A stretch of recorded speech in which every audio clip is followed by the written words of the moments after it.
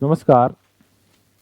आज हम चर्चा करेंगे लोकतंत्र के विभिन्न प्रकार हैं, उनकी चर्चा करेंगे। हो सकता है कि जैसे ही मुद्दा आगे बढ़े और लोकतंत्र वाली चर्चा परिचर्चा को हम गति देंगे तो उसमें एक थोड़ी सी संकट ये आ सकता है, कुछ नए नए नाम आ सकते हैं और कुछ शब्दावली आ सकती है। अगर हम थोड़ा सा मनोयोग से और ध्यानपूर्वक देखेंगे तो नाम तो हो सकता है 2 बार पढ़ने पे याद होंगे, लेकिन शब्दावली एक ही बार में याद हो जाएगी। तो हम चर्चा कर रहे हैं डेमोक्रेसी के ऊपर, लोकतंत्र के ऊपर।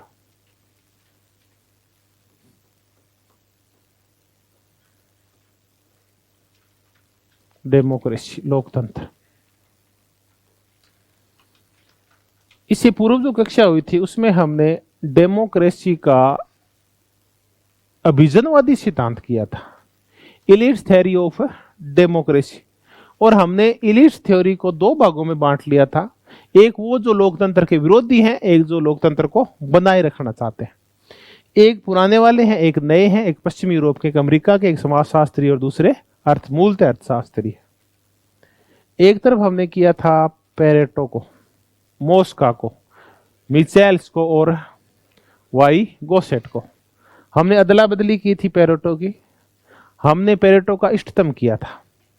हमने स्टोरिया और किरायाजीवी किया था, और शेर और लोमड़ी किया था, और नव मैकियावली कहा था पेरेटो को। मोस्का में ये कहा था कि राज वो करते हैं जो संख्या में कम होते हैं, और कम संख्या वाले जल्दी से संगठित हो जाते हैं। फिर हमने एक पार्टी का अध्ययन करने के बाद German social democratic party, Robert Michels जो जर्मनी का समाजशास्त्री था, वो बोला कि अल्पतंत्र का लो नियम, कोई भी संगठन अंततः अल्पतंत्र में बदल जाता है, वो किया था। फिर वाई गोसेट का किया था कि नेता खुद तैयार नहीं होते, बल्कि मासेज उसको तैयार करता है, भीड़ उसको तैयार करती है, भीड़ बनाती है नेता अपनी अंधभक्ति से। फिर अमेरिका के लोगों ने कहा कि नहीं, लोकतंत्र में भी अभिजनवाद है, वो लोकतंत्र के साथ सिमिलर टाइप संयोग हो सकता है। लोकतंत्र और अभिजनवाद अलग है नहीं है। लोकतंत्र और अभिजनवाद है, दोनों में समन्वय है, दोनों एक दूसरे के पूरक हैं, कुछ ज्यादा फर्क नहीं पड़ता। बस फर्क ये है कि आम जनता तो कभी भी राज नहीं करती, पर जनता काम ये कर सकती है कि अभिजनों का चुनाव कर सकती है और अभिजनों पर नियंत्रण कर सकती है। वो थे अमेरिका वाले। तो हमने मैनहाइम की चर्चा की, विशेष करके शुम्पीटर की चर्चा की थी हमने, रॉबर्ट डेल की पोलियार की देखी थी। हमने आर्थिक सिद्धांत देखा था लोकतंत्र का, एंथनी, जो उसकी पुस्तक का नाम है an economic theory of democracy. हमने एक सबसे महत्वपूर्ण विद्वान अमेरिका का किया था, जिसको हम दोनों को छोड़ देते तो अमेरिका का एक विद्वान शक्ति अभिजन की चर्चा करता है, पावर इलिट्स, सी राइट मिल्स, पावर इलिट्स वाला। वो 3 वर्गों की चर्चा करता है, नेता, सेना और उद्योगपति। फिर सैन्य औद्योगिक संकुल आयोजन, और कहता है बिल्कुल सही है, सेना और उद्योगों का संकुल है ये पूरा देश, यही चलाते हैं इस देश को, हम तो सिर्फ देखते रहते हैं इनको, बाकी जनता देखती रहती है। फिर न्यू क्लास की चर्चा की थी कि यूएसएसआर में एक नई क्लास, मिलोवान जिलास। फिर एक व्यक्ति बोला कि जब भी क्रांतियां होती है ना, तो कुछ नहीं बदलता, मैनेजर बदलते हैं। तो रिवोल्यूशन किसकी होती है? मैनेजर रिवोल्यूशन की। राज हमेशा ही मैनेजर करते हैं, वही इलीट्स होते हैं, वही राज करते हैं। तो जो भी क्रांतियां हुई यूएसएसआर में भी, तो बस मैनेजर बदले, पहले मैनेजर किसी और के थे, बाद में किसी और के हो गए। पहले वो निजी उद्योगपतियों के थे, बाद में वो साम्यवादी पार्टी थे मैनेजरी। तो ये चर्चाएं हमने की थी। एक वर्ल्ड रिवोल्यूशनरीज किए थे इसके लोसवेल का, कि संसार में जितनी भी क्रांतियां हुई वो किसने करवाई है? ये इलीट्स ही कराते हैं। वर्ल्ड रिवोल्यूशनरी इलीट्स, कि संसार में क्रांतियां इलीट्स ही कराते हैं। ऐसी कुछ हमने चर्चाएं की थी। आज हम लोकतंत्र के और भी मजेदार प्रकार करेंगे। हम जो शुरुआत करेंगे वो हम करेंगे विमर्शी लोकतंत्र से, डेलिब्रेटिव डेमोक्रेसी, विमर्शी लोकतंत्र।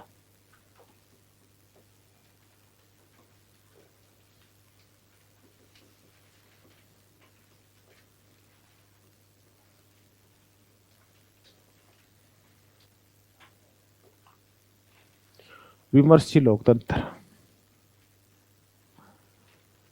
पहले तो हम वो पृष्ठभूमि देखें जिस पृष्ठभूमि में विमर्शी लोकतंत्र का विकास हुआ था।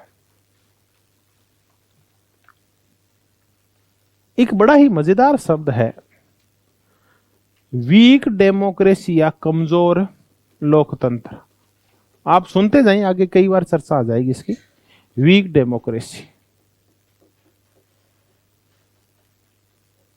बस मैं तो समझाने के लिए शब्द लेके आया हूं, वीक डेमोक्रेसी।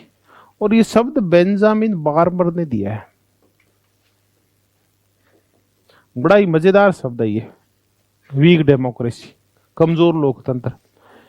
ये कहते हैं लोकतंत्र के साथ धीरे धीरे हुआ क्या है कि लोकतंत्र सिर्फ वोट देने तक ही सीमित हो गया है। लोकतंत्र का अर्थ निश्चित कर दिया गया कि लोकतंत्र का तात्पर्य है कि हर 4 या 5 साल बाद क्या देना, वोट देना। अब नागरिक राजनीतिक गतिविधियों में सक्रिय भागीदारी नहीं करते, न उनकी सक्रिय भागीदारी को प्रोत्साहित किया जाता है। अमेरिका में वाकई में ऐसा होता है। भारत और अमेरिका में एक बड़ा डिफरेंस है कि भारत में ना 5 साल तक अगर चुनाव नहीं होंगे तो वर्तमान में तो क्या विपक्ष कमजोर है, इसलिए अपने को फील नहीं हो रहा। सशक्त विपक्ष का होना जरूरी होता है ताकि जनता को जागरूक रखे। यहां पूरे 5 साल तक है ना एक सत्ता पक्ष होगा, प्रतिपक्ष ना लोगों के अंदर शोर मचाए रखता है, कभी हड़ताल करवाता रहता है, कभी विरोध प्रदर्शन है, आज पुतला फूंक रहे हैं, कैसे न कैसे नागरिकों की भागीदारी रखता है। सत्ता पक्ष भी कोशिश करता है बड़े बड़े सम्मेलन करके और जनता को अपने साथ जोड़ के रखता है। अमेरिका में ऐसा नहीं होता। अमेरिका में चुनाव होने के बाद जो दल हार गया ना वो 4 साल तक रजाई लेके सो जाता है, उसका आम जनता से कोई मतलब नहीं होता। वो तब जागता कितने साल हो जाते हैं, पूरे 4 साल, क्योंकि वहां आम जनता है ना वो राजनीतिक दलों में ज्यादा रुचि नहीं रखती। वहां कुछ इलीट्स होते हैं, वो दलों को चलाते रहते हैं, वही सारी नीतियां निर्धारित करते हैं। पॉलिटिकल पार्टीज करके हम तब देखेंगे। तो अमेरिका जैसे देशों में और बहुत सारे पाश्चात्य देशों में यही हुआ कि लोकतंत्र बेंजामिन बार्बर कैसे हो गए, कमजोर हो गए। यहां राजनीतिक दलों ने कोशिश ये की कि जनता अपने तक सीमित रहे, अपने अपने हिसाब से लोकतंत्र को चलाते रहे। तो जनता की सक्रिय भागीदारी को प्रोत्साहित नहीं किया गया। तो परिणाम स्वरूप लोकतंत्र सिर्फ कहां तक सीमित हो गया, वोट डालने तक सीमित हो गया। लेकिन वोट डालना तो लोकतंत्र नहीं होता। बार बार विरोध करना, समर्थन करना, रैलियां निकालना, हर मुद्दे के ऊपर बोलना, अपने प्रतिनिधि को बार बार परेशान करना, ये होता है अच्छे लोकतंत्र की निशानी। तो उसमें नागरिक हमेशा सक्रिय रहते हैं, वो होता है बेटर लोकतंत्र। स्ट्रॉन्ग डेमोक्रेसी तो वो होती है। लेकिन डेमोक्रेसी को सिर्फ कहां तक सीमित कर दिया गया, वोट डालने तक। लोग निष्क्रिय हो गए, तो कमजोर लोकतंत्रों का विकास हुआ। परिणाम क्या निकला कि लोग जब भागीदारी नहीं करते, राजनीतिक भागीदारी, या उनको मौका नहीं दिया जाता, या उनके समझ में नहीं आता कि क्या करें, तो वो कुछ ना कुछ खुरापात तो करते हैं। तो अमेरिका में ऐसी बहुत सारी खुरापातें हुई।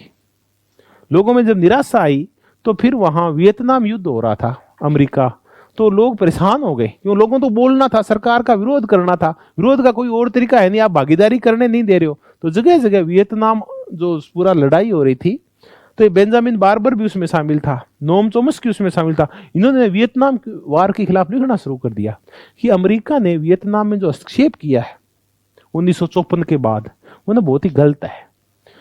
क्यों एक निर्दोष देश के नागरिकों को अमेरिका तानाशाही पूर्वक तरीके से मार रहा है। तो वियतनाम युद्ध का पूरे देश में विरोध हुआ। सोवियत भी असंतुष्ट हो गए कि हमने ये सोचा था ये देश हमारा है, हमें तो भागीदारी का क्या नहीं मिल रहा, मौका नहीं मिल रहा। तो उन्होंने नागरिक अधिकार आंदोलन शुरू कर दिया। रोजा पार्कर और ये हमने देखा था मार्टिन लूथर किंग जूनियर के नेतृत्व में। वहां जो असोवियत युवा थे उन्होंने ब्लैक पैंथर आंदोलन शुरू कर दिया। 1968-70 तक आते तो वह हिप्पी कल्चर हावी हो गई। हिप्पी कल्चर का तात्पर्य कि युवा निराश हो गए। अब वो सिगरेट पीते, गांजा पीते, बड़े बड़े बाल बढ़ाते और वो लेके गिटार और कहीं भी पी के समय कर ये कर रहे हैं। हाँ, छोरियां भी झूम रही है, छोरे भी झूम रहे हैं। आनंद आ रहा है कि हमने सारी वर्जनाएं तोड़ दी है, हमने सारी परंपराओं को भंग कर दिया है, हमसे बड़ा कोई भी नहीं है, हम चौड़े हैं और गलियां संकड़ी है। तो ये सब कुछ चला। तो इसका तात्पर्य है कि अच्छी चीजों के ऊपर बहस नहीं हो रही थी। राजनीतिक चर्चा परिचर्चा अगर होती, लोगों को गुस्सा फोड़ने का मौका मिलता, तो लोग इतने उग्र नहीं होते। तो फिर वहां धीरे धीरे ये देखा गया कि वास्तव में इन चीजों को शांत करना, ऐसी चीजों को, तो कौन सा लोकतंत्र लाना पड़ेगा? विमर्शी लोकतंत्र। दरअसल होता क्या, लोगों को ना बोलने दो। भारत के लोग भले ही भूखे हैं, लेकिन शाम को 4 गालियां निकाल के ना महापुरुष को सोते हैं तो क्या आ जाता है? आनंद आ जाता है। तो ये बोलना देना चाहिए लोगों को। बोलने से लोगों को हबड़ास निकलती है बाहर, और फिर उनको आनंद की अनुभूति होती है, वो संतुष्ट हो जाते हैं। बुद्ध तब आता है जब आवाजों को दबाया जाता है। तो आवाजों को बोलने का मौका दो। तो फिर कौन से लोकतंत्र की चर्चा हुई कि लोकतंत्र ना विमर्शी होना चाहिए। तो फिर लोकतंत्र ना 2 प्रकार का है। तो एक विमर्शी लोकतंत्र है, पुराने वाले लोकतंत्र से किस प्रकार से अलग था? तो एक होता है बहुमतीय लोकतंत्र या जनमतीय लोकतंत्र,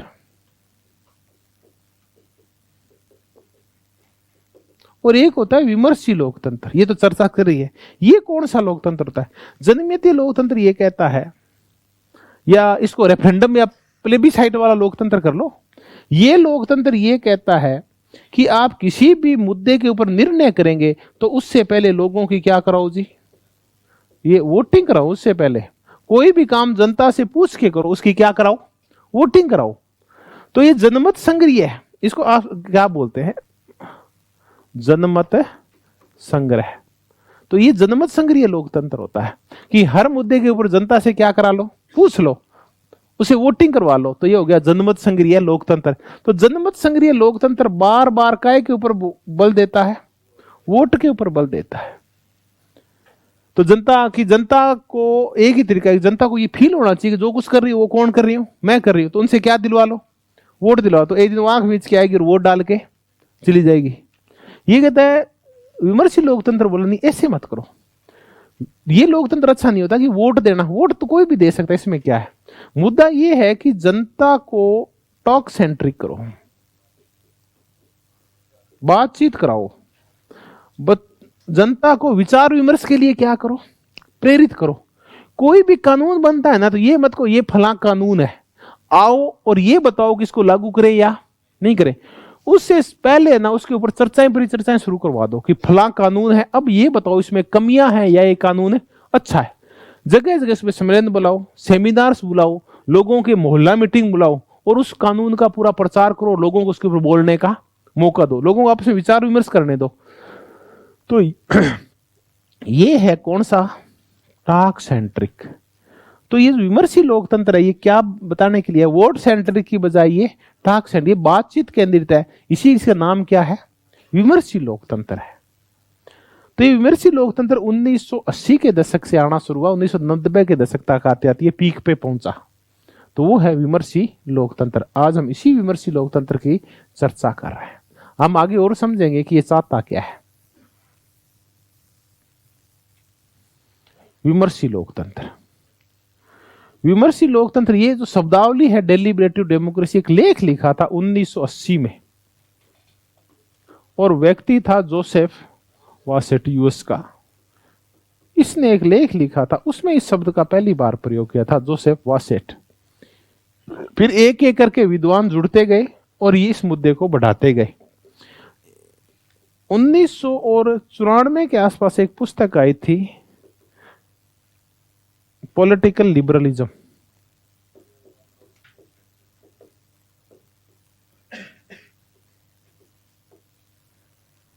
ये पुस्तक आई थी पॉलिटिकल लिबरलिज्म, जॉन रोल्स की। अच्छा, एक छोटी सी चर्चा करते हैं। थ्योरी ऑफ जस्टिस ही ले लेते हैं, इसकी छोड़ते हैं।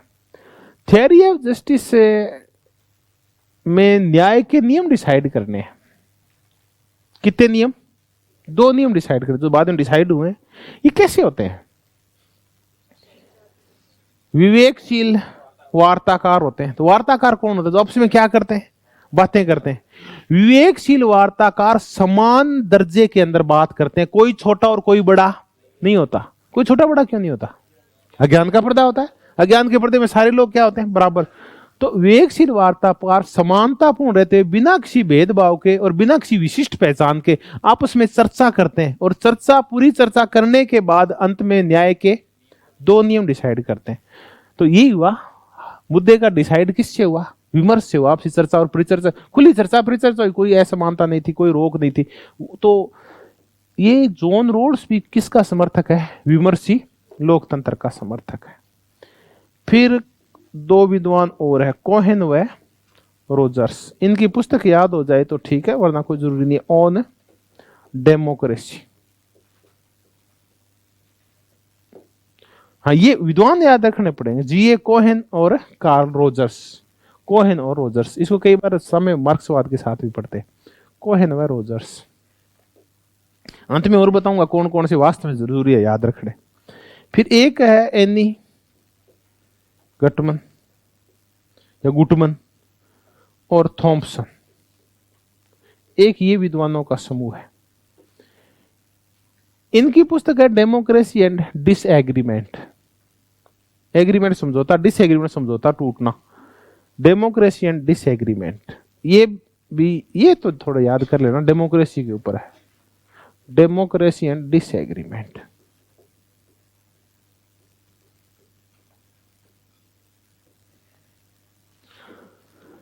सबसे महत्वपूर्ण किताब और सबसे बड़ा विचारक है, इसका जो समर्थक है वो है हेबरमास। हेबरमास को कहां पढ़ा है आपने? जब हम फ्रैंकफर्ट स्कूल पढ़ते हैं और आलोचनात्मक सिद्धांत पढ़ते हैं, नव मार्क्सवाद का, तब हम पढ़ते हैं हेबरमास को, जो सेकंड पीढ़ी का नव मार्क्सवादी है हेबरमास। जर्मनी का विद्वान है हेबरमास। इसकी पुस्तक है between facts and norms.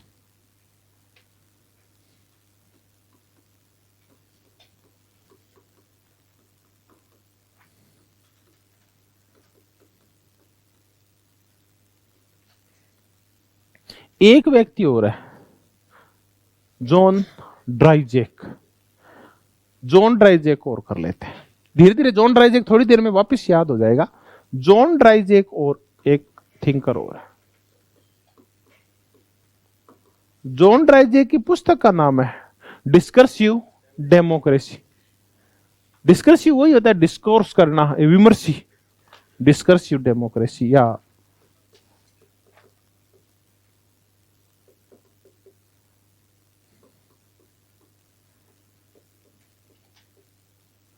Discursive democracy, तर्कमूलक लोकतंत्र। ये आपने को इतना ही याद रखना है, किताबें कई बार नहीं याद होती, लेकिन ये किताब तो याद है। पॉलिटिकल लिबरलिज्म, सबसे जरूरी इस पूरा प्रकरण करेंगे ना, उसमें तो ये नाम याद रखना पड़ेगा, जोसेफ वासेट, क्योंकि ये जो अपना टॉपिक विमर्शी लोकतंत्र, नाम ही किसका दिया हुआ है? जोसेफ वासेट का दिया हुआ है। बाकी वो नाम आप जरूर याद रखने का सकना, जिसके पहले बहुत बार सुन रखा है आपने। किसका नाम सुन रखा? जॉन रोल्स का। और एक आपने नाम सुन रखा बार बार, हेबरमास का। बाकी इनको भूल जाते हैं एक बार, कोहेन रोजर्स को, एनी गुटमन और थॉम्पसन को याद रखते हैं। एक नया नाम आज याद करते हैं, जॉन ड्राइजेक का। उसकी पुस्तक है डिस्कर्सिव डेमोक्रेसी, तार्किक या तर्कपूर्ण लोकतंत्र। ये इसके समर्थक हैं, विमर्शी लोकतंत्र के। अब सब कुछ भूल जाते हैं, दो याद करते हैं, जोसेफ वासेट और जॉन ड्राइजेक। जॉन ड्राइजेक की पुस्तक है डिस्कर्सिव डेमोक्रेसी। सीधा ही आ जाएगा कि डिस्कर्सिव डेमोक्रेसी है ना, ये शब्दावली आ जाएगी, बताओ किसकी है? ये इसके बहुत ही ज्यादा चांस है इस शब्दावली के आने के। डिस्कर्सिव डेमोक्रेसी इतना ही लिखा आएगा। तर्कमूलक लोकतंत्र, विमर्शी लोकतंत्र शब्द का पहला प्रयोग किसने किया था? जोसेफ वासेट। दो चीजें अब याद हुई, बाकी भी धीरे धीरे याद हो जाएगी। अब जहां हम एक तरफ चर्चा कर रहे हैं, जोसेफ वासेट नाम दे रहा है डेलिबरेटिव डेमोक्रेसी, वहीं ऐसे ही लोकतंत्र को जॉन ड्राइजेक क्या कह रहा है? Discursive democracy. अब हम देखें कि इसकी और नाम क्या क्या है, फिर हम और मुद्दे को गहराई से समझेंगे। कुछ विद्वानों ने इसी विमर्शी लोकतंत्र को कुछ और नाम देने की कोशिश की है।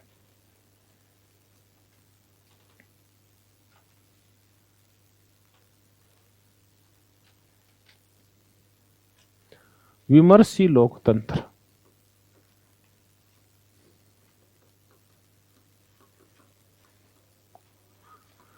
पहले फैक्ट्स कर लें, फिर समझ लें, फिर दोबारा फैक्ट्स याद करवा दूंगा।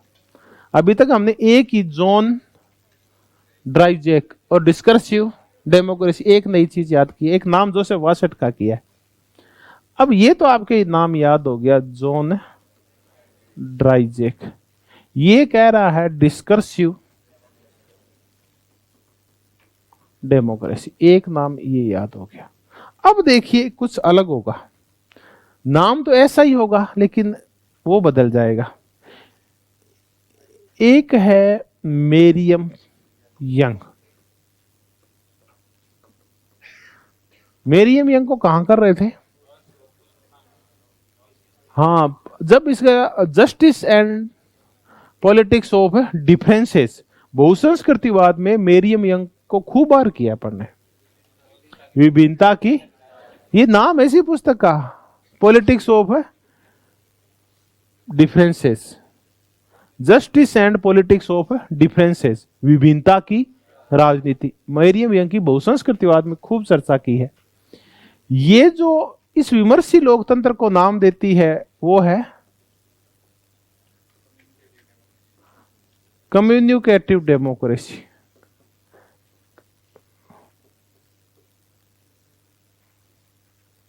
कम्युनिकेशन क्या होता है? आपस में क्या करना?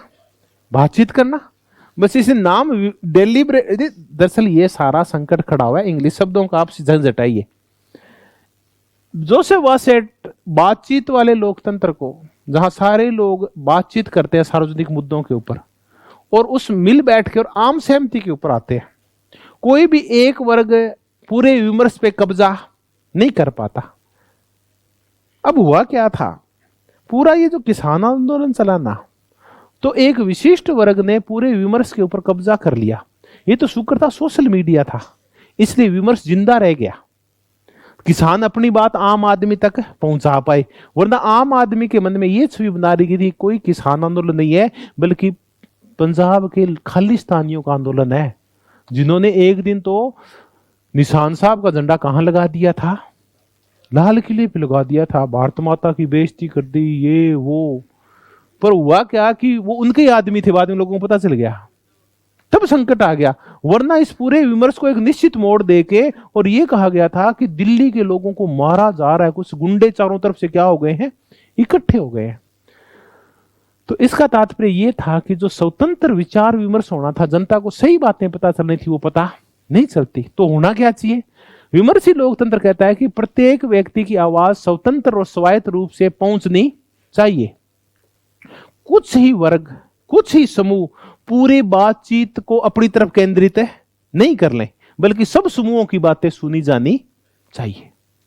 संकट कब आता है? संकट तब आता है जब पूंजीवाद हावी होता है। पूंजीवाद हावी होता है तो न्यूज़पेपर्स और मीडिया के ऊपर कब्जा कर लेता है, फिर लोग उसी मुद्दे के ऊपर चर्चा करते हैं जिस मुद्दे पे पूंजीपति चाहते हैं। तो पूंजीपति काय पे चाहेंगे? पूंजीपति चाहेंगे कि फेयर एंड लवली की बजाय पुरुष कौन सी वो लगाएं, फेयर एंड हैंडसम लगाएं। ये है मुद्दा, ये गंभीर मुद्दा है, इस पे बहस करो आप, है ना। और मुख्य मुद्दों को भुला देते हैं। बेरोजगारी कितनी है, गरीबी कितनी है, कितने % लोग गरीब और हो गए हैं, कितने लोग ना सर्दी से मर गए, ये मुख्य मुद्दा नहीं है। तो आपके विमर्श को डिसाइड कर रहे हैं वो कुछ पूंजीपति और उद्योगपति, उनसे ना मुक्त करना है विमर्श को। तब कौन सा लोकतंत्र आया? विमर्श, जहां हर एक व्यक्ति बढ़ चढ़ के और सार्वजनिक मुद्दों के ऊपर चर्चा करता है, तब विमर्शी लोकतंत्र आता है। तो मेरियम यंग कहती है कि ये क्या है? कम्युनिकेशन, सारे लोग आपसे कम्युनिकेशन करते हैं, वार्ता करते हैं, बातचीत करते हैं। जॉन ड्राइजेक इसको तर्कमूलक लोकतंत्र बोलता है। डिस्कर्सिव होता है तर्कमूलक, जिसमें सारे लोग अपने पक्ष में क्या करते हैं, तर्क करते हैं। फिर एक और है फिलिप पेटिट।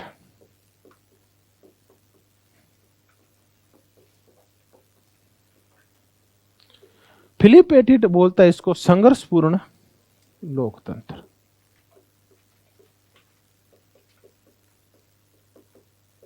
संघर्षपूर्ण लोकतंत्र। अब एक विचार और बच गया, हाँ, सिमोन चैम्बर्स, यही है। सिमोन चैम्बर्स, इसके अलग शब्द का प्रयोग है, वो रीजनेबल, रीजनिंग से क्या बन गया, रीजनेबल, रीजनेबल तर्क बुद्धि। आप रीजनिंग होती है ना, तर्क बुद्धि बोलते हैं, या तार्किक या तर्क बुद्धि, रीजनेबल डेमोक्रेसी। कोई शाब्दिक हेर फेर हो जाए ना इंग्लिश में देख लेना। ये कौन सी डेमोक्रेसी? वही जिसमें प्रत्येक व्यक्ति अपनी तर्क बुद्धि का क्या करता है, प्रयोग करता है। तो देखिए इन दोनों में फर्क है। इसका हिंदी अलग होगा, ये होगा तर्कपूर्ण और ये होगा तर्क बुद्धि। तो कुल मिला के ये शब्द है ना, हरेक ये सारे चीजें ले दे के आपस में क्या करनी है, बातचीत करनी है।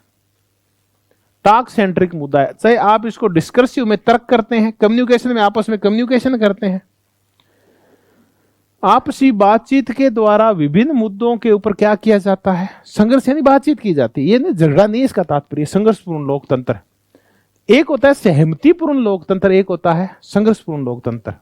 सहमति में तो क्या होता है कि कुछ वो वर्ग है ना, वो हावी होकर और दूसरों से क्या प्राप्त कर लेते हैं, सहमति।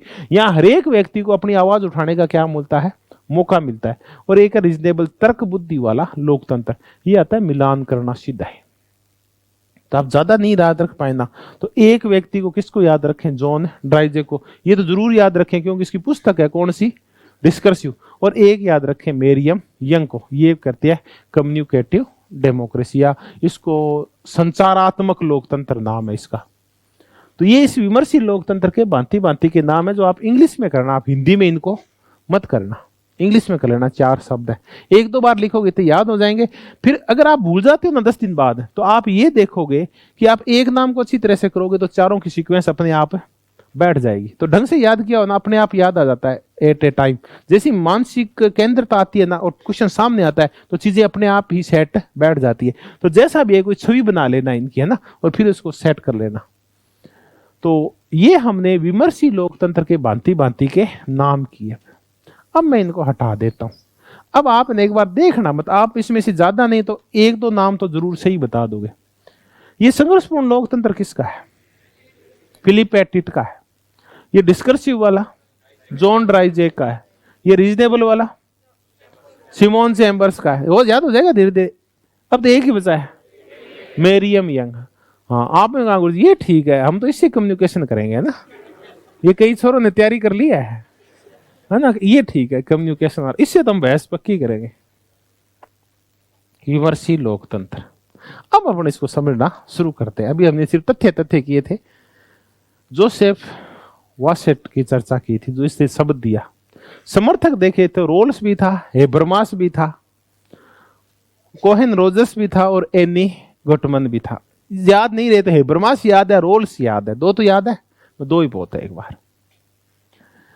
अब अपन देखें कि ये ना इसका अर्थ समझते हैं, इसको समझने की कोशिश करते हैं कि वास्तव में ये विमर्शी लोकतंत्र कहना क्या चाह रहा है।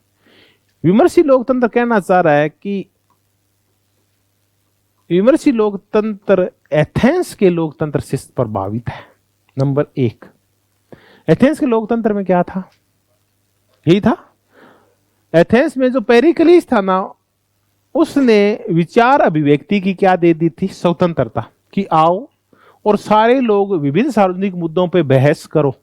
इसी का परिणाम निकला था कि वहां कुछ स्वतंत्र आवाजें पैदा हुई थी। वही एक परंपरा चली आ रही थी जो पेरिकलीस ने स्थापित की थी। तभी सुकरात पैदा हुआ, स्वतंत्र विचारों के साथ प्लेटो पैदा हुआ, और तब अरस्तु पैदा हुआ। तो ये एथेंस का जो पेरिकलीस वाला लोकतंत्र था ना, वहां से मूल प्रेरणा ग्रहण करता है और उसके बाद है ना ये फिर प्रभावित होता जाता है। तो फिर हम कहते हैं कि ये प्रभावित है अरस्तुवादी गणतंत्र से, फिर ये प्रभावित है रूसों से भी प्रभावित हो जाएगा। एक और बड़ी जोरदार है इसमें, हम चर्चा करते हैं हन्ना आरेंट की। हन्ना आरेंट से क्या सीखेगा, ये एक्शन सीखेगा और सार्वजनिक क्षेत्र में गतिविधियां, पब्लिक स्फीयर और एक्शन। पब्लिक स्फीयर क्या है, एक तो निजी क्षेत्र होता है हमारा, निजी दायरा, जिसमें हम अपने लिए काम करते हैं, अपने लिए हम लेबर करते हैं और अपने लिए वर्क करते हैं। दूसरा होता है सार्वजनिक दायरा, जिसमें हम दूसरों के लिए काम करते हैं, वो है पब्लिक स्फीयर। इसमें जो काम किया जाता है उसको वो क्या बोलती है, एक्शन बोलती है, वो एक्शन होता है। तो पब्लिक स्फीयर और एक्शन किसका, हन्ना आरेंट का।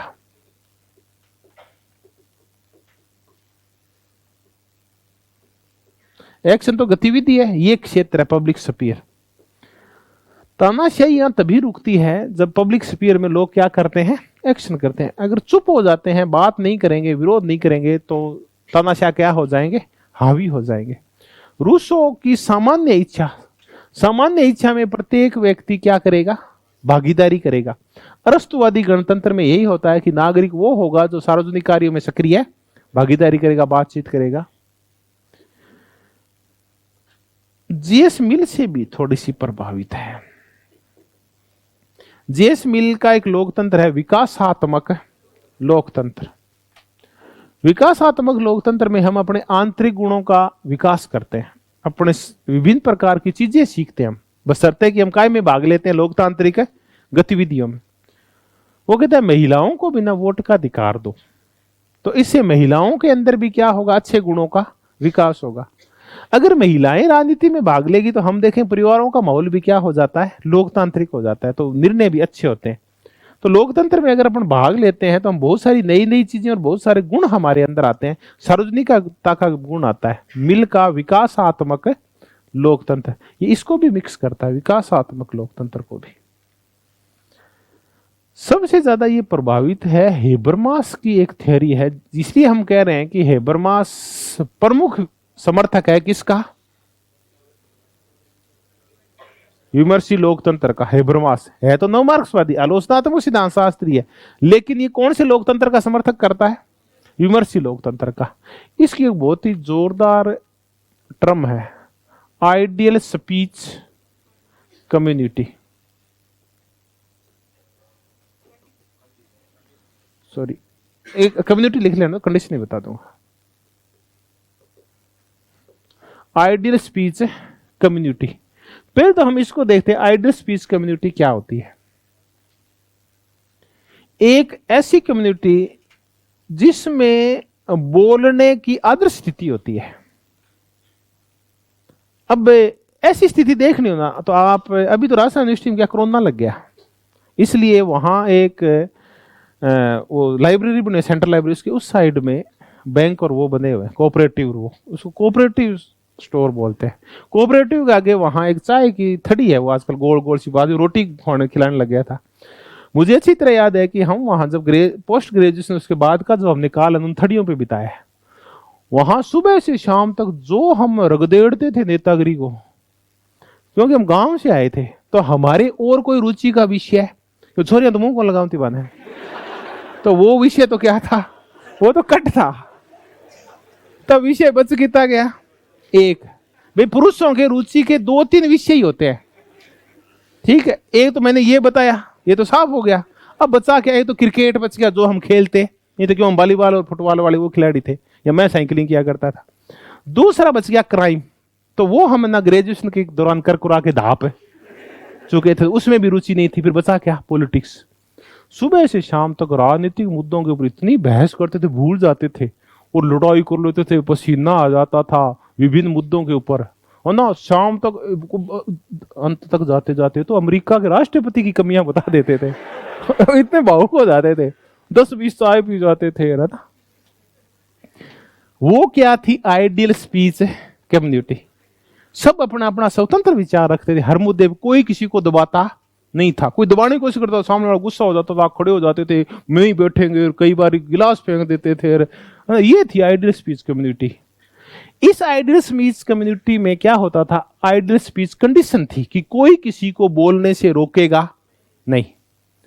दिक्कत यह है कि आइडियल स्पीच कम्युनिटी गड़बड़ हो रही है। वो गड़बड़ इसलिए हो रही है कि पूंजीपतियों ने क्या किया, धीरे धीरे संचार के साधनों के ऊपर कब्जा कर लिया और लोगों की को टाइप्ड कर दिया। लोग वही सोचते हैं जो वो पूंजीपति चाहते हैं। तो उनके लिए किसान मुद्दा नहीं है। एक दिन अगर शेयर बाजार में थोड़ी सी क्या आ गया, स्लो डाउन आ गया, तो हम सब चर्चा करने लगते हैं, अरे यार आज तो गड़बड़ हो गई, शेयर बाजार क्या आ गया है, नीचे आ गया। हम जानते नहीं शेयर बाजार होता क्या है, चर्चा कर रहे हैं, क्योंकि हमें चर्चा कौन करवा रहा है, हमारा दिमाग अब स्वतंत्र है नहीं है। हमें तो हमसे अधिकांश तो यहाँ बैठे हैं, हम तो खेती और किसानों के बैठे हैं, हम क्यों चर्चा करें शेयर बाजार की, हम तो जानते नहीं उनके बारे में। व्यापारियों का काम है, उद्योगपतियों का काम है। फिर कहते हैं भाई यार तो बड़ा यार भारी राष्ट्रद्रोह, राष्ट्र पे संकट आ गया। क्या हो गया कि अंबानी जो पहले नंबर पे चल रहा था, कितने नंबर पे आ गया है? तीसरे पे आ गया। और रिलायंस के शेयर क्या होने, बहुत ही ज्यादा नीचे गिर गए। ऐसे लग रहा है घर बिक रहा है जैसे। तो जैसे शेयर्स नीचे आते हैं ना, अपना हार्ट क्या होने लगता है, ऊपर नीचे होने लगता, भाई मर गए। मर क्या गए, अपने मतलब नहीं उससे। क्योंकि ये सारी चीजें निर्धारित कौन कर रहा है? वो पूंजीपति कर रहा है, जो जिससे हमारे दिमाग पे नियंत्रण कर लिया। अब कोई आइडियल स्पीच कंडीशन नहीं है, हम वही बातें करते हैं, वही सोचते हैं जो बड़े लोग और पूंजीपति हमसे सोचने के लिए कह रहे हैं। तो फिर क्या होता है? तो इसका मतलब हम विभिन्न मुद्दों पे, जो जनता से जुड़े मुद्दे, जो हमारे मुद्दे हैं, उनके ऊपर हम चर्चा ही नहीं करते। तो हेबरमास कहता है कि इसके लिए फिर बचने का एक ही तरीका क्या होना चाहिए? आइडियल स्पीच कम्युनिटी होनी चाहिए और आइडियल स्पीच कंडीशन होनी चाहिए, जहां हम हर उस सार्वजनिक मुद्दे का जो हमसे संबंध रखता है, हम उसके ऊपर चर्चा करें। तो ये हेबरमास की आइडियल स्पीच कम्युनिटी है। अब ये एक इसकी छोटी शब्दावली आप चाहें तो कर लेना। जॉन ड्राइजेक की ये एक डिस्कर्सिव या डेलिब्रेटिव टर्न की चर्चा करता है कि चुनाव से पहले ना मोहल्ले मोहल्ले में, गली गली में, गांव गांव में चर्चाएं और क्या होनी चाहिए? परिचर्चाएं। अब जॉन ड्राइजेक के साथ दिक्कत क्या है? वो कभी झुंझुनू आया हुआ नहीं है। अगर जॉन ड्राइजेक एक बार झुंझुनू के गांव थड़ी पे आ जाता ना, तो कभी इस शब्द को ही भूल जाता। कौन से को? ये हाँ, डेलिब्रेटिव टर्न। वो कह रहा है कि चुनाव से पूर्व व्यापक रूप से राजनीतिक मुद्दों पे, राजनीतिक दलों पे, उनकी गतिविधियों के ऊपर क्या होनी चाहिए? पूरी चर्चा। आप विश्वास नहीं करेंगे, झुंझुनू के अंदर हर एक आदमी जो दूसरे से मिलेगा ना, चुनाव हो चाहे नहीं हो, राजनीतिक मुद्दों पे चर्चा करेगा। मतलब इतना ज्यादा वो डीप तक जानते हैं। कोई भी ना, कोई बूढ़ा भी आदमी है जो पढ़ा लिखा भी नहीं है, थोड़ी सी समय बाद ना मोदी का और ट्रंप का संबंध बता देगा आपसे। संबंध क्या है, दोनों कब मिले थे, किसने हाउडी मोदी, हाउड़ा मोदी, सारा बता देगा वो, है ना। ये सब कुछ बता देगा। मोदी ने ये गलती कर दी, उसको यहां ले आया, अमेरिका से ऐसे प्रभाव पड़ेगा, अब मोदी अमेरिका जाएगा तो उसके साथ जो बाइडेन क्या करेगा, भैया तू तो ट्रंप के साथ यहाँ कर रखियो। इतनी वो बहस करते हैं। तो ये कौन सा मुद्दा है? ये है डेलिब्रेटिव टर्न। ये नाम किसने दिया है? जॉन ड्राइजेक ने।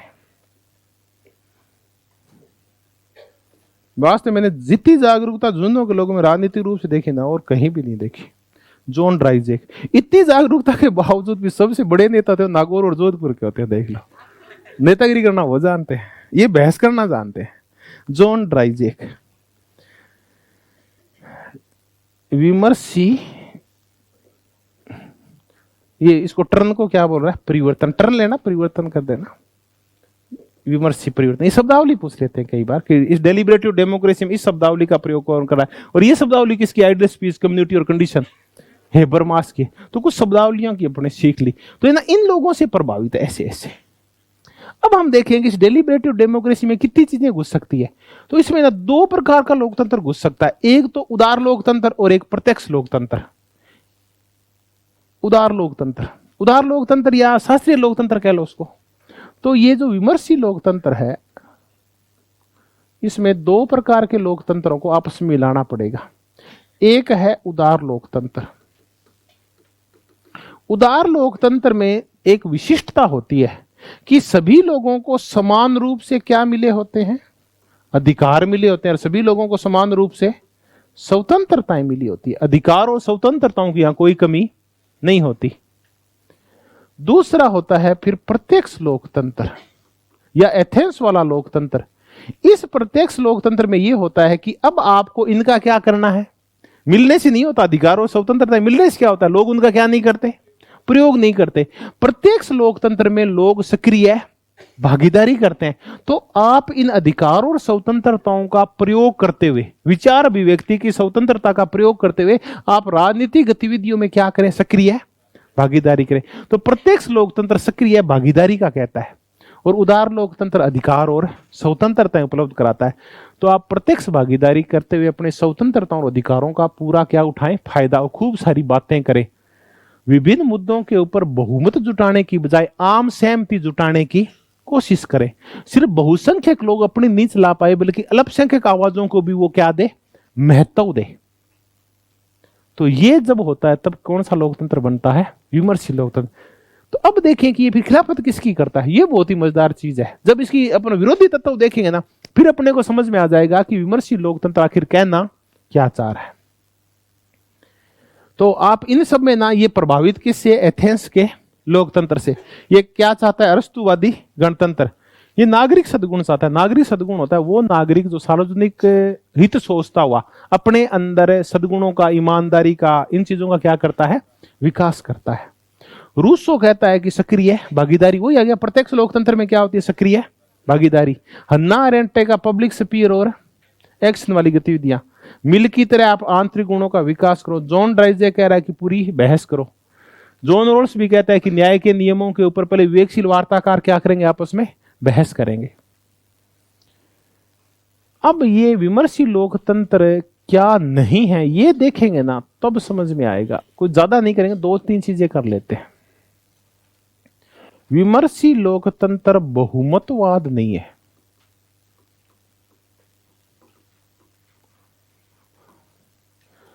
उदार लोकतंत्र में जो सबसे बड़ी कमी पाई जाती है, वो कमी डी टोकविले कह के गया है, वो है बहुमत की निरंकुशता, टायरेनी ऑफ मेजोरिटी।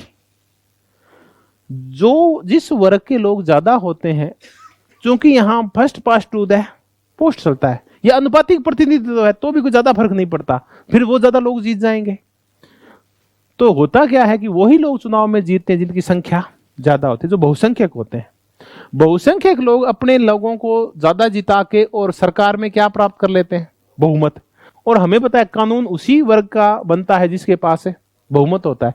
तो ये धीरे धीरे बहुमत है ना, ये अल्पसंख्यकों की आवाजों को दबाने लगता है, तो ये निरंकुश हो जाता है। अपने देश का उदाहरण इस टाइम सबसे श्रेष्ठ उदाहरण ये है। और इस टाइम अमेरिका का जब ट्रंप था तब श्वेतवाद सबसे श्रेष्ठ उदाहरण था, जब श्वेतों ने ट्रंप के नेतृत्व में किन की आवाजें दबाती थी? अश्वेतों की आवाजें दबाती थी। दक्षिण पंथ अकेले भारत में हावी नहीं है, पूरे संसार में 1990 के बाद दक्षिण पंथ हावी हो रहा है। तो ये बहुमतवाद नहीं है। इसका तात्पर्य मिनिमल स्टेट भी नहीं है। मिनिमल स्टेट नहीं है।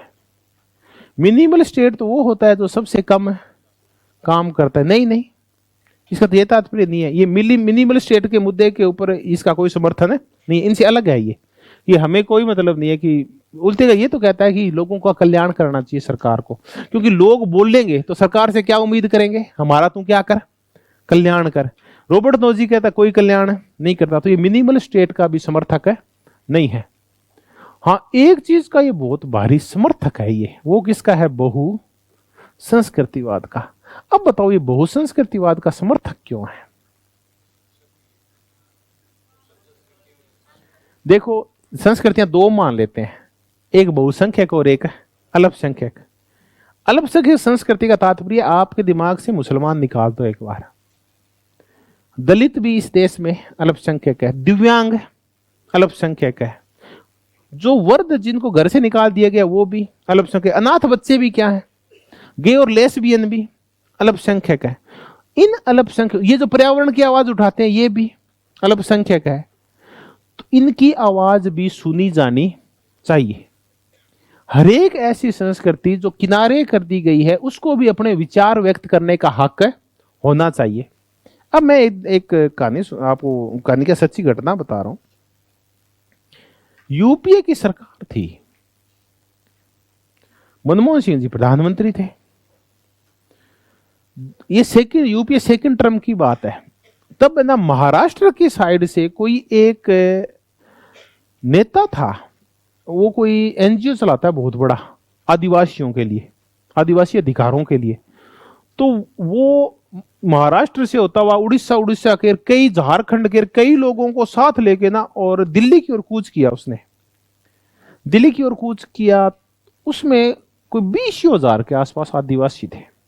उनकी मांग ये थी जल, जंगल और जमीन का अधिकार, कि ये जो नदियां वदियां हैं, जंगल, ये हमारी है, इन पे बांध मत बनाओ, क्योंकि बांध बनने से ना विस्थापित होते हैं आदिवासी।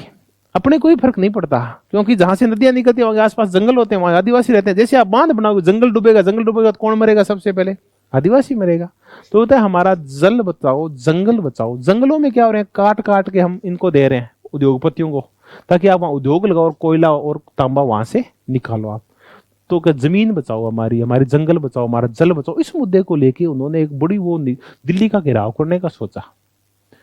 घेराव करने का सोचा तो किसी ने भी उनका फोटो तक नहीं आई। कुदरती वो न्यूज क्या, मैंने मेरे इसलिए याद है कि मैंने एनडीटीवी में देखी। एनडीटीवी ने उसके ऊपर कोई 10-15 मिनट की डॉक्यूमेंट्री की कि वो जो पत्रकार उसको देख रहा था वो ये कह रहा है कि मैंने इतना बड़ा हो गया, इतना बड़ा जमावड़ा और इतनी शांतिपूर्ण तरीके से आगे बढ़ता हुआ मैंने आज तक है नहीं देखा। आप इतिहास में ये भी पढ़ेंगे, अभी इतिहास बना नहीं है, कि इतना बड़ा आंदोलन इतने लंबे समय तक और वो भी शांतिपूर्ण तरीके से आज तक है। और वो भी तब जिसका उसका एक नेता नहीं था। महात्मा गांधी जब इतने शांतिपूर्ण बड़े आंदोलन लंबे समय तक चलाया करता था तो नेता कौन था, एक था। इतने बड़े नेताओं के साथ जहां बहुत जल्दी मत विभाजन हो जाता है, नेता लड़ पड़ते हैं, आंदोलन फैल हो जाते हैं, इतने सारे नेताओं ने इतने लंबे समय तक किसान आंदोलन चलाया था। मैं फिर लिए चलता हूं आदिवासियों का वो आंदोलन जिसमें कूच कर रहे थे, किसी ने फोटो नहीं छापी। इसका मतलब उनकी आवाजों को कोई महत्व नहीं दिया गया। और अब आप देखो, आप कुछ ये चिलकतरे से शहरी हाथ में क्या लेते हैं, मोमबत्ती लेते हैं दिन में ही, ठीक है। और कोई एक पेड़ खड़ा है सड़क के किनारे, तो सड़क बन रही है इसलिए उस पेड़ को उखाड़ के क्या करना है, काटना है। इसलिए कर रहे हैं कि उस पेड़ को जेसीबी से उखाड़ के और दूसरी जगह लगाया जाए। इस मुद्दे के ऊपर वो लेके मोमबत्ती आंदोलन करते हैं। अगले दिन अखबार भरा हुआ आता है, पर्यावरणवादियों का भारी आंदोलन, मोमबत्ती लेके 20 आदमी थे सारे ही, वो 20,000 थे। इसका मतलब उनकी आवाज नहीं सुनी जा रही। तो वो भी अल्पसंख्यक है, मैं ये कह रहा हूं। तो ये क्या है, ये सांस्कृतिक बहुलतावाद के ऊपर बल देते हैं। कौन है, डेमोक्रेसी वाले। ये ना पोलियार्की, इसको नहीं मानते। पोलियार्की क्या कहती है कि समूह तो बहुत सारे हैं लेकिन चलती कैसी है, ये कहता है सब समूहों की समान मात्रा में भागीदारी होनी चाहिए, उनके मत में भी निर्णय होने चाहिए। फिर विमर्शी लोकतंत्र में निर्णय होते कैसे हैं, एक जगह तो बहुमत से निर्णय होते हैं, वो तो उदार लोकतंत्र में होते हैं, वो तो बहुमतीय लोकतंत्र में होते हैं, या वो जनमतवादी लोकतंत्र में होते हैं जहां वोट पड़ते हैं। यहां तो निर्णय करने के लिए विभिन्न व्यक्तियों में क्या बिठाई जाती है, आम सहमति बिठाई जाती है। आम सहमति से जब सारे लोग राजी हो जाएंगे तर्क वितर्क करके, तब किसी मुद्दे पे निर्णय हो जाएगा। तो ऐसे करके हमने एक डेमोक्रेसी की जिसका नाम था डेलिब्रेटिव डेमोक्रेसी, विमर्शी लोकतंत्र। अब एक तो आता है कि विमर्शी लोकतंत्र है क्या, आपसी बातचीत को बढ़ावा देना, या ये पूछें क्या ये बहुमतीय लोकतंत्र है क्या, कि इसमें अल्पसंख्यकों की आवाजें सुनी जाती है क्या, इसमें सार्वजनिक प्रश्नों के ऊपर स्वतंत्र विचारणा की जाती है। सार्वजनिक प्रश्न हो, स्वतंत्र विचारणा हो, ये वोट सेंट्रिक है या टास्क सेंट्रिक है, ऐसे करके इसका अर्थ पूछा जा सकता है। तो आप जितने भी आपको पॉजिटिव से वाक्य लगे ना, इसका मतलब वो उसका क्या है, उत्तर है। 1 2 3 4 कितने भी पूछे जा सकते हैं। दूसरे हमने फैक्चुअल चीजें की, जोसेफ वासेट का पूछा जा सकता है, जॉन ड्राइजेक का पूछा जा सकता है, डिस्कर्सिव डेमोक्रेसी। समर्थकों में 2 समर्थक आपने याद किए थे, एक तो पॉलिटिकल लिबरलिज्म वाला किया था, एक between facts and norms Habermas किया था, और हेबरमास का एक स्पेशल एक कम्युनिटी और की थी, ideal speech community, ideal speech condition, ये सब कुछ किया था। कौन कहता है कि ये लोकतंत्र है ना, ये संवादात्मक या कम्युनिकेटिव डेमोक्रेसी है जहां हम आपस में कम्युनिकेशन करते हैं, ये है मेरियम यंग। ऐसे करके और हमने एक डेमोक्रेसी की जिसका नाम था विमर्शी लोकतंत्र।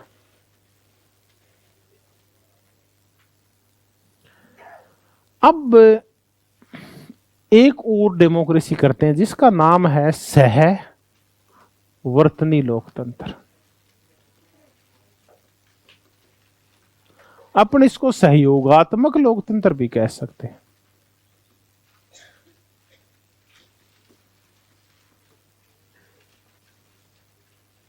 इंग्लिश में इसको कॉन्सोशियसल बोलते हैं।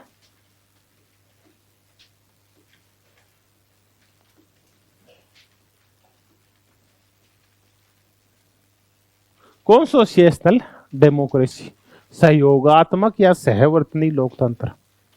देखिए, इस लोकतंत्र को समझना होगा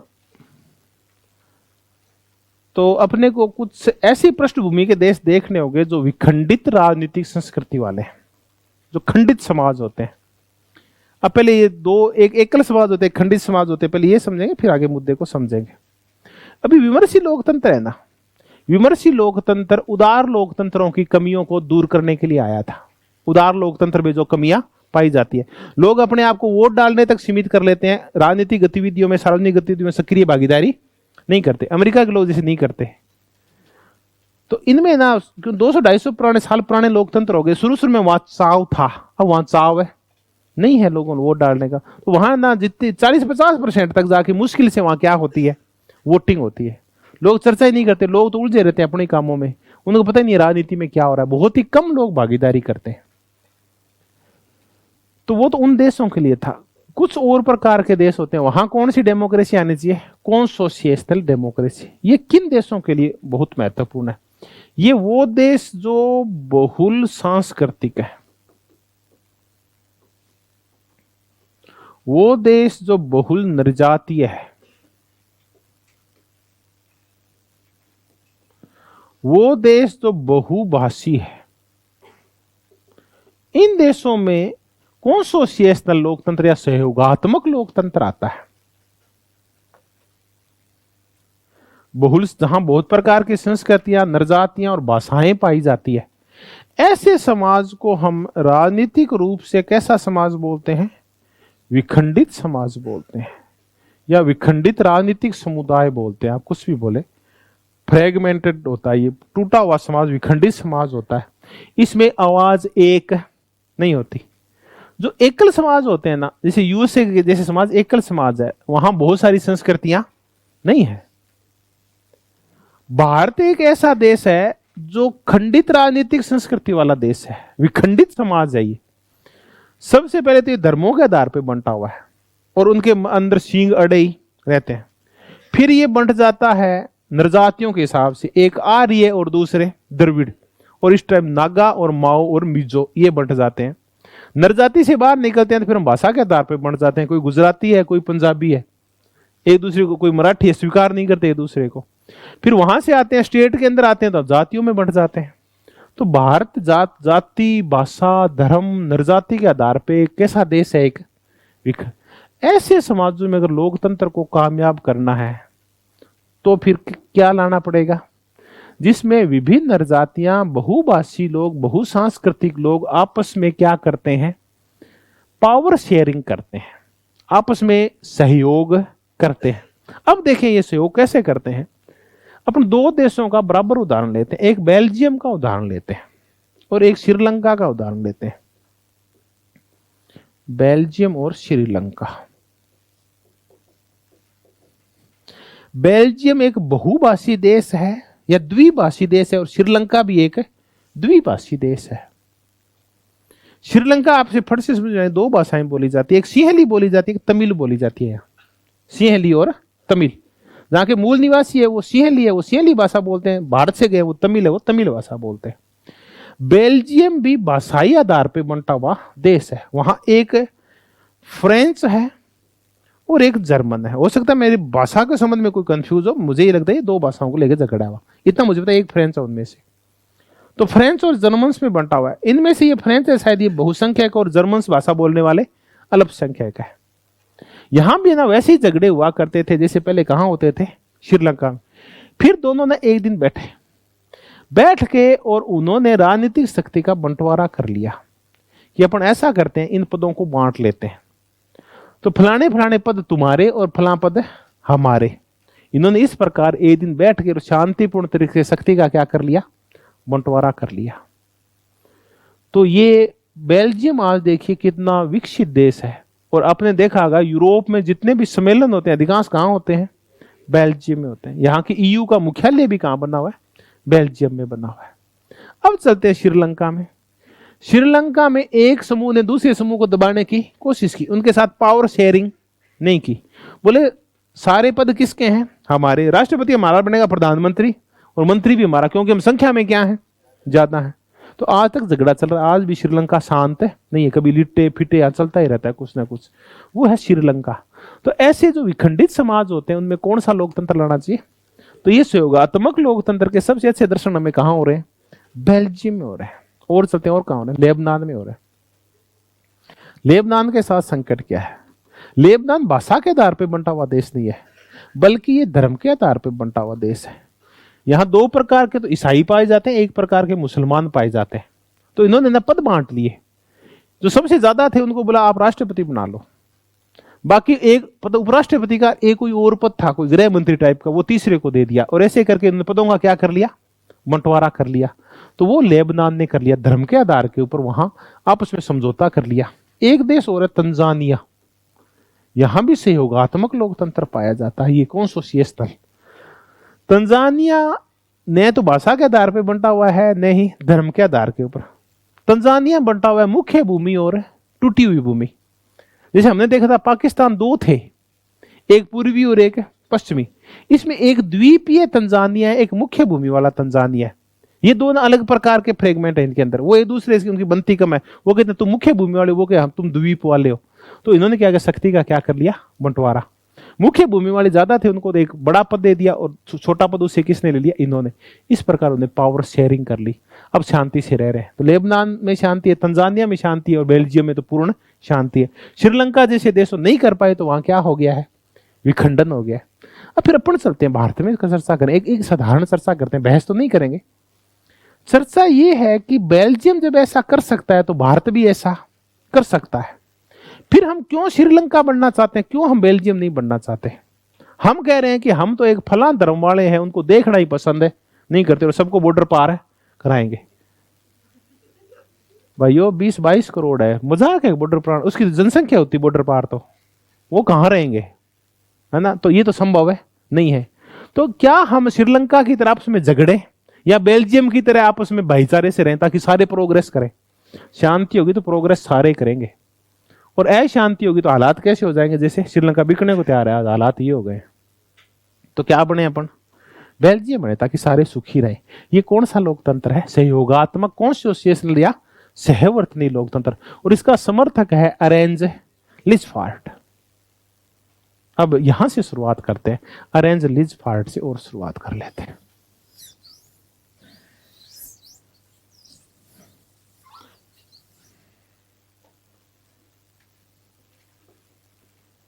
अरेंज लिजफार्ट।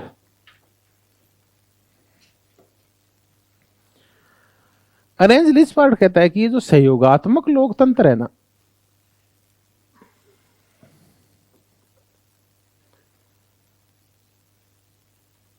ये बहुत ही अच्छा तरीके से विखंडित समाजों में पावर शेयरिंग करता है। पावर शेयरिंग, पावर होता है शक्ति का बंटवारा। आप 9th और 10th की किताब में देखना, ये बेल्जियम और श्रीलंका के उदाहरण मैंने वहां से देखे। वहां था सत्ता का बंटवारा, इस नाम से था, सत्ता का बंटवारा, कि बेल्जियम में है श्रीलंका में नहीं है। तो ये कहता है कि सत्ता का बंटवारा है ना, ये बड़ा जरूरी होता है। अगर सत्ता का हम सही बंटवारा कर देंगे, लोकतंत्र क्या हो जाता है? कामयाब हो जाता है। तो ये बोला सत्ता के बंटवारे जो हम पावर शेयरिंग करते हैं, उसकी कितनी टेक्निक्स है? 4 टेक्निक्स है। हम कैसे करते हैं? ये जो सहयोगात्मक या कॉन्स्टिट्यूशनल लोकतंत्र है, इसमें कैसे सत्ता का बंटवारा किया जाता है? वो कहता है एक होता है श्रेष्ठ गठबंधन, इसकी भी चर्चा करेंगे अभी, श्रेष्ठ गठबंधन। दूसरा होता है सांस्कृतिक पहचान की रक्षा या सांस्कृतिक स्वायत्ता। तीसरा है अनुपातिक प्रतिनिधित्व। अभी हो सकता है अभी आपको शब्द थोड़े अजीब लगे, थोड़े टाइम में आपके दिमाग में बैठ जाएंगे। और चौथा है अल्पसंख्यक निषेधाधिकार। अल्पसंख्यकों को वीटा, माइनॉरिटी को वीटो, वीटा क्या? वीटो, निषेधाधिकार, या वीटो लिख देता हूं, वीटो, अल्पसंख्यकों को वीटो। अब देखते हैं है क्या। सहयोगात्मक लोकतंत्र या कॉन्स्टिट्यूशनल डेमोक्रेसी का निर्माण होता है कि सबसे पहले तो क्या होना चाहिए? श्रेष्ठ। श्रेष्ठ गठबंधन का तात्पर्य यह है कि अगर एक बार आपने समझौता कर लिया तो उसके ऊपर विश्वास रखो, दूसरे को धोखा मत दो। अब और चलो बेल्जियम में क्या किया गया, बेल्जियम में पावर शेयरिंग हो गई। ये पावर शेयरिंग करने के तरीके हैं कि आप एक विखंडित समाज में इस तरीके से पावर शेयरिंग करते हैं। ये 4 तरीके हैं शक्ति का क्या करने के, बंटवारा करने के, पावर का बंटवारा करने के। ऐसे बंटवारा करते हैं। इस बंटवारे के लिए 4 चीजें होनी चाहिए। श्रेष्ठ गठबंधन का तात्पर्य है कि अगर एक बार विखंडित समूह ने आपस में क्या कर लिया, गठबंधन कर लिया, तो उस धर्म का क्या करेंगे, वो पालन करेंगे। ये नहीं है कि अल्पकाल के लिए ये देखा कि अभी अभी है ना अल्पसंख्यक बहुत गुस्से में हो रहे हैं, तो इनको शांत करने के लिए एक बार क्या कर ले, गठबंधन कर ले, और जैसे ही ये शांत हो जाएंगे गठबंधन को तोड़ देंगे। ऐसा नहीं होना चाहिए। लेबनान में ये गड़बड़ चलती रहती, इसलिए वहां अशांति आ जाती है। बेल्जियम में ये शांति नहीं आती, क्योंकि वहां एक बार गठबंधन होने के बाद दोनों भाषी लोग एक दूसरे पे पूर्ण विश्वास करते हुए ना, और इस गठबंधन धर्म का क्या करते हैं, पालन करते हैं। तो श्रेष्ठ गठबंधन होना चाहिए। सांस्कृतिक स्वायत्ता, इसका तात्पर्य है कि बहुसंख्यक संस्कृति है वो जो छोटे वाली संस्कृति है। जैसे मैंने कहा कि एक वहां फ्रेंच ज्यादा है और जर्मन कम है, तो वो फ्रेंच है ना जर्मन को सांस्कृतिक रूप से क्या देंगे, स्वायत्ता। वो उनके प्रतीकों का, उनके रीति रिवाजों का, उनकी भाषाओं का, उनके नृत्यों का, उनके ड्रेस का क्या करेंगे, सम्मान करेंगे। ये नहीं है कि गठबंधन तो कर लिया लेकिन रोज ही कह रहे यार तू यार ठीक समान ओके लगा के टोपी सी गए, ओ यार मजेदार चीज नहीं है यार, ये कपड़े वपड़े बदल देखते रहे, हमारी तरह पहन, छोटी मोटी रख यार, छोटी मोटी कोई, ऐसे नहीं। आप उसको क्या देंगे, सांस्कृतिक स्वायत्ता देंगे, आप उसकी संस्कृति का सम्मान करेंगे आप, तो चलेगा। वरना गठबंधन है तब लोगों को फील होगा सिर्फ पावर शेयरिंग से नहीं होता, पद देने से नहीं होता, बल्कि उनकी संस्कृति का आप निरंतर क्या करेंगे, सम्मान करेंगे। अनुपातिक प्रतिनिधित्व, आप उनके सांस्कृतिक स्वायत्ता दे रहे हैं कि चाहे तेरी संस्कृति का हम इज्जत कर रहे हैं, तेरी संस्कृति भी और मेरी संस्कृति की हमारी स्वतंत्र पहचान है, हम उस पहचान को मान्यता दे रहे हैं। हमारा गठबंधन भी श्रेष्ठ है, लेकिन इसके साथ साथ आपको राजनीति में और सार्वजनिक पदों में और सरकारी पदों पर और नौकरशाही में उन लोगों को स्थान देना होगा। किस अनुपात में, जिस अनुपात में वो है। अगर 10% है 10% दो। श्रीलंका में आज ही झगड़ा शांत हो जाए, अगर तमिल जो 20-30% है उनको उस अनुपात में क्या दे दो, आप पद दे दो, उनको कलेक्टर बना दो, एसपी बना दो, शिक्षक बना दो। जिस अनुपात में है उस अनुपात में उनको अगर प्रतिनिधित्व दे दिया जाए तो शांति हो जाएगी श्रीलंका में। तो क्या दो, अनुपातिक है। अल्पसंख्यक वीटो, जब कहीं भी अल्पसंख्यकों के लिए कोई कानून बनेगा तो देखिए कानून जब भी बनता है वो बहुमत से बनता है, बहुमत से। जिस वर्ग का बहुमत होता है वो कानून बना देता है। छोटी सी चर्चा करते हैं, हालांकि वो चर्चा थोड़ी सी प्रासंगिक नहीं होगी, यहाँ थोड़ी पूरी सेट नहीं बैठेगी, लेकिन सेट बिठाएंगे अपन कैसे न कैसे। 3 तलाक का कानून आया था। 3 तलाक के कानून के ऊपर मुस्लिम एमपीओ से कुछ पूछा ही नहीं गया। बहुसंख्यक हिंदू एमपीओ ने ताली बजा के मार के थापी, आ गया कल्याण कर गया महिलाओं का है, ऐसे करके मोदी जी की जय करके कानून क्या कर दिया, पास कर दिया। तो उनसे भी तो पूछना चाहिए था, भाई तो मुस्लिम एमपीओ तुम भी बहस में भाग लो, तुम्हारी भी कोई राय होनी चाहिए। हम अल्पसंख्यकों मामले में कोई दखलंदाजी कर रहे हैं, तुम्हारा राय क्या है। तो ये कहते हैं कि जब अल्पसंख्यकों के बारे में कोई भी निर्णय होगा तो बहुमत के दबाव में अगर ऐसा कुछ हुआ तो अल्पसंख्यक क्या कर देंगे, वीटो का तात्पर्य जो जहां है वहीं रुक जाता है। अब चाहे बहुसंख्यक कितने ही हो वो निर्णय नहीं कर पाएंगे। हम इसमें देखते हैं सुरक्षा परिषद में 5 आदमी है, 5 मुख्य दल है, वो देश है, और एक दल ने मना कर दिया तो 4 बाकी कुछ कर नहीं पाते। तो अल्पसंख्यकों को अपनी उसके बारे में जब कोई निर्णय तो वो क्या कर देंगे, वीटो कर देंगे, बहुसंख्यकों के दबाव में नहीं आएंगे। तो विखंडित समाज में पावर शेयरिंग के कितने तरीके हैं, ये श्रेष्ठ गठबंधन हो, ये क्वेश्चन पूछते हैं कि सहयोगात्मक लोकतंत्र में आप कैसे करेंगे बंटवारा। तो अरेंज रिस्पोर्ट कहता है 4 तरीके से करेंगे, ये अच्छा तरीका होता है। अब ये कहता है भारत है ना, ये बहुत ही अच्छा कौन सा देश है, सहवर्तनी या सहयोगात्मक लोकतंत्र है। अब ये बोल के गया थोड़ा सा पुराना, 2014 के बाद चुप है, ये बोलता ही नहीं है, इसको पता है मार देंगे लोग तेरे को बाहर का है, खैर ठीक है। तो इससे पहले ऐसा ही कुछ था। तो ये कहता है कि भारत में ना जो भाषाई राज्यों का निर्माण हुआ है उसने भारत में कौन सा लोकतंत्र लाए हैं, ये सहयोगात्मक लोकतंत्र। क्योंकि देखिए हमने जब खंडित समाज किए थे तो भाषा के आधार पर भी समाज क्या हो सकते हैं, खंडित हो सकते हैं। अब देखिए कितनी भाषाएं हमारे यहाँ बोली जाती है, उसके बावजूद हम आपस में क्या करते हैं, सहयोग करते हैं कि भारत में नहीं ये सारी चीजें पाई जाती है। अब आपको कुछ ये नहीं पाया जाता ना, आप समाज को हिंदू और मुस्लिम में क्यों बांट रहे हैं? आप नरजातीय से बांट लो ना, द्रविड़ बांट लो और आर्य बांट लो। तो दक्षिण भारतीय लोगों को पूरा प्रतिनिधित्व है, उनके भी बहुत सारे एमपी हैं, बहुत सारे उनके मंत्री हैं, उनका प्रधानमंत्री भी बनता है, उनका राष्ट्रपति भी बनता है, तो प्रतिनिधित्व है उनका। ये थोड़ा सा कम है, बाकी तो लगभग चीजें सारी मिलती है। सांस्कृतिक स्वायत्ता है ना, मिजोरम वाले हैं चाहे वो नागा हैं, उन सबको अपनी स्वायत्ता है, द्रविड़ों को अपनी स्वायत्ता है, केरल वालों को अपनी स्वायत्ता है, तमिलों को अपनी स्वायत्ता है। और श्रेष्ठ गठबंधन नहीं लड़ते आजकल तो अपन आर्य और उत्तरी भारत और दक्षिण भारत के नाम पे हम कोई झगड़ा नहीं करते। तो ये भाषाई राज्य है ना, इन्होंने भारत को बर्बाद नहीं किया है, बल्कि भारत में क्या कर दिया, अच्छी तरह से पावर शेयरिंग कर दी है। तो ऐसे करके, और भारत में भी अरेंज लिस्पोर्ट कहता है कि बहुत अच्छा कौन सा लोकतंत्र पाया जाता है, सहयोगात्मक लोकतंत्र पाया जाता है। बाकी इसकी पुस्तक वो बाकी चीजें समझ जाएंगे। ये कहता है भारत की डेमोक्रेसी है ना, ये बड़ी द्विधापूर्ण है, पजल कर देती है। तो पजल्ड ऑफ इंडियन डेमोक्रेसी, ये कहता है भारत में ना ये पाया जाता है ये वाला, और ये भाषाई राज्य है ना, इन्होंने इसको बढ़ावा दिया है सहयोगात्मक लोकतंत्र को। वरना झगड़ रहे थे, पहले दो संस्कृतियां झगड़ रही थी, या दो भाषाई लोग झगड़ रहे, तमिल और तेलुगु। और वो पीस आ रही, श्री रामुलु ने का मौत हो गई तो और ज्यादा झगड़ा हो गया। फिर हमने देखा कि हमने दो राज्य बना दिए, आंध्र और तमिल। अब वहां पूर्ण रूप से क्या आ गई, शांति। अब आंध्र वालों का तमिल और तेलुगु का कोई झगड़ा है ही नहीं, दोनों भाई की तरह रहते हैं।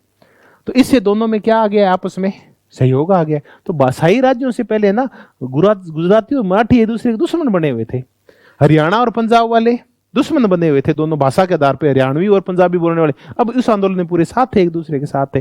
तो भाषाई राज्यों ने भारत में किसको बढ़ावा दिया है, सहवर्ती लोकतंत्र को। तो अरेंज लिस्पोर्ट भाषाई राज्यों का समर्थन कर रहा है। फिर ये कहता है पजल्ड ऑफ इंडियन डेमोक्रेसी, कि इतनी भाषाएं हैं, इतने भांति के लोग हैं, इतनी निर्जातीयताएं रहती है, उसके बावजूद भारत में आज भी क्या जिंदा है, लोकतंत्र जिंदा है। बहुत सारे देशों में तो लोकतंत्र का गला घोट दिया जो विखंडित समाज थे, वहां जो बहुसंख्यक थे उन्होंने सत्ता पे क्या कर लिया, कब्जा कर लिया। विशेषकर हमने श्रीलंका के अंदर देखा हालात क्या हो गए। फिर वहां भी जैसे तैसे करके लोकतंत्र जिंदा है, पर इतना जिंदा नहीं है, इतना अच्छा नहीं है जितना कहां जिंदा है, भारत में सकारात्मक रूप से जिंदा है। तो कहता है ये किस वजह से हो पाया है कि भारत में क्या पाया जाता है, सहयोगात्मक है, ये बहुत ही अच्छा पाया जाता है। ये एक पजल है, मुझे भी समझ में नहीं आ रहा। हाँ, भारत में ये तो विशेषता है कि भारत के लोग है ना, वाकई में एक चीज देखें आप, कि हम दूसरी संस्कृतियों का सम्मान बहुत ही ज्यादा करते हैं। चाहे कोई आए थे, चाहे वो हुण आए थे, चाहे कुषाण आए थे, चाहे सल्तनत काल आया था, मुगल आए थे, हमने सबको क्या कर लिया, अडॉप्ट कर लिया। भांति भांति की भाषाएं अडॉप्ट कर ली, अरबी हमने सीख ली, फारसी हमने सीख ली, उर्दू तो हमने पैदा ही की थी, तो सीखनी थी, हिंदी हम सीख गए, सारा कुछ सीख गए। तो ये सब चीजें हमारे अंदर होगी तो हमारे यहाँ किसको बढ़ावा मिलेगा, सहयोगात्मक लोकतंत्र को बढ़ावा। तो हमने एक और प्रकार का लोकतंत्र किया, कौन सा, कॉन्स्टिट्यूशनल डेमोक्रेसी, किसकी, अरेंज है। अब हम देखें कि क्वेश्चन क्या आते हैं। पहला क्वेश्चन तो ये आएगा कि ये है किसका, अरेंज लिस्पोर्ट का। फिर ये कहते हैं कि विशेषताएं क्या है, कैसे करेंगे पावर शेयरिंग, तो ये तरीका है। तीसरा आता है कि विखंडित समाजों में, बहुल नरजातीय बहुल भाषी समाजों में कौन सा लोकतंत्र कामयाब होता है, तो सहवर्तन या सहयोगात्मक लोकतंत्र कामयाब होता है। तो ये एक प्रकार का लोकतंत्र और हो गया। थोड़ी देर बाद मिलेंगे तो डेमोक्रेसी कुछ और प्रकार है, उनकी भी चर्चा करेंगे। धन्यवाद, बहुत बहुत धन्यवाद।